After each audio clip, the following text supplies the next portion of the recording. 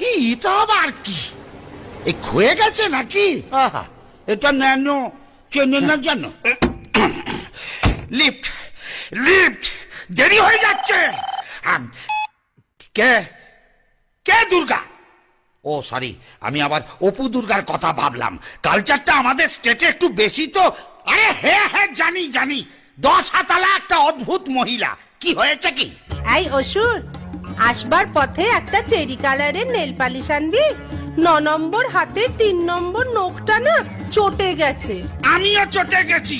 চ্যাংরামি পায়া হ্যাঁ, nail polish কিনে আনবো আমি? পয়সা দিয়ে দেবো, তার উপর ইনসেন্টিভ তোর শিল্পায়ন হবে।